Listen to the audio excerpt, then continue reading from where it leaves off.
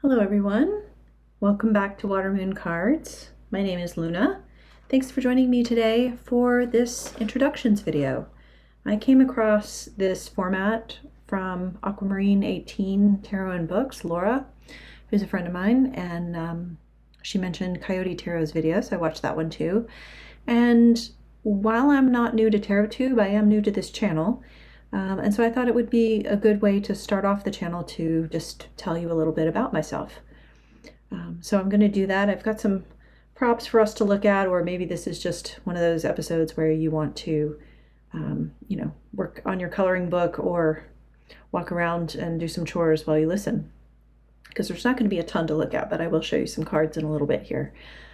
So this tag is rather lengthy. There's 17 prompts, and it's broken down into 4 categories. So I think what I'm going to do is make 4 separate videos because my time on YouTube is limited to about 10 minutes per video right now. I'm also not going to answer every single one of these on camera.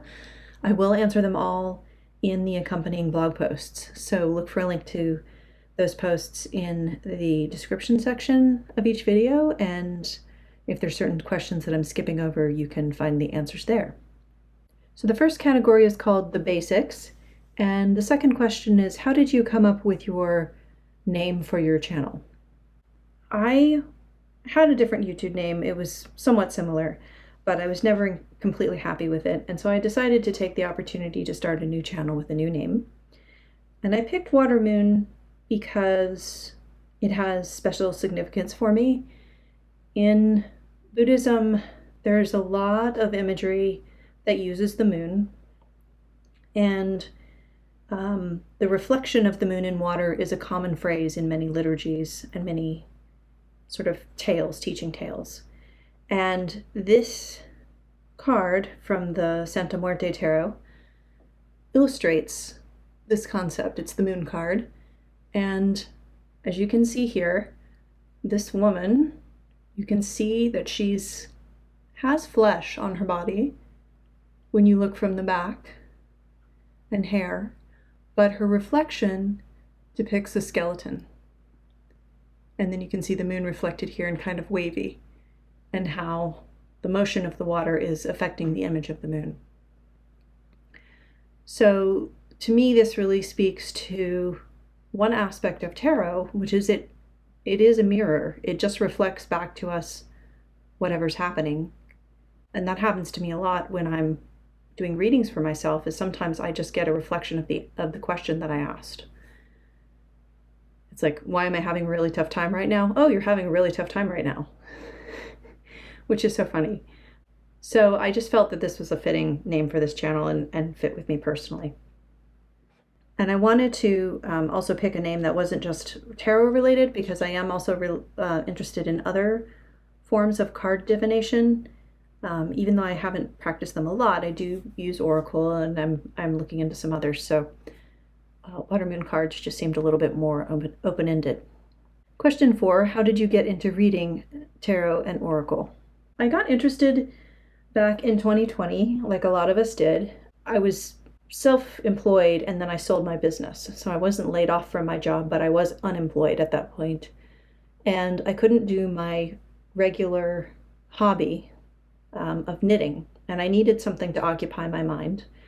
We live rurally, so it didn't really feel isolated because we're already isolated, but I didn't have anything to do. I didn't have a job to do, and I couldn't do my usual hobbies. So I had a tarot pack that my mom had actually given me when I was a teenager, and it was a copy of this deck, which is the Albana Waite. Funnily enough, it was not this exact copy. This one is from another relative. So I guess multiple people in my family were interested in tarot at the same time, which is not surprising given their generation. So I got this pack out and I started reading a tarot book, and it didn't make any sense to me because the Albana Waite is, as you can see, recolored from the original Pamela Coleman Smith images.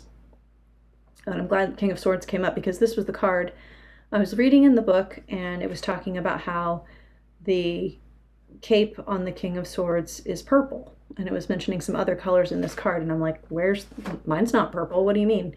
And I didn't understand that this was a recolored version of a different deck. I didn't understand that there were multiple tarot decks out there in the world. And so I got frustrated with that, but then I decided to do a little research, and I bought the Centennial Tarot in a tin, and that worked for me for a while. And then I got on Tom Benjamin's channel and started binge watching basically all of his videos, anything from 2019 and before. He used to do a lot of sample readings. He still does, and just a lot of exploration of elemental associations, numerical associations, reading with pip decks, reading with RWS, and I just ate it up with a spoon. I had all the time in the world to do that, and I learned a ton.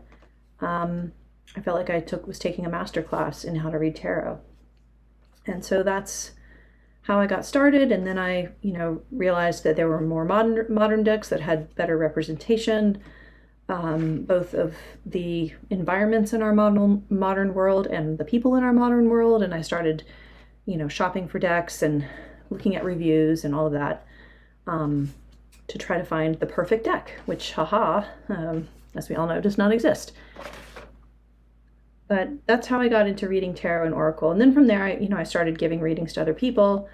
And I started wanting to read for others and get paid for it. Not to make money, but just to kind of compensate me for my time and to have them take it seriously as well. I figure if there's money on the table, then people will kind of pay more attention. And then question 5 is, do you read for others? And I just mentioned that I do. Of course, like, everybody else, I tried to read for myself. I actually found that very difficult to do because, of course, you're trying to read from the book or, from the videos and the notes you've taken, and then also apply it to kind of the emotions that you're having in the moment. And that can be very tricky. So I found it was much easier for me to read for others than it was for myself. And it was a good way to learn. And so I would just have friends, sit with me, and we would kind of work through it together. Not that I was being some kind of authority and telling them about their life or what to do, but that was very helpful and gave me some confidence, trying out a lot of the techniques that I'd learned through Tom Benjamin's channel and Rachel Pollack's books, and getting more confident. And then I was able to start reading for myself. So I do still read for others, and I read for myself. I haven't had any paid gigs in a long time, and that's both a disappointment and a blessing because it does take time and it's emotionally draining.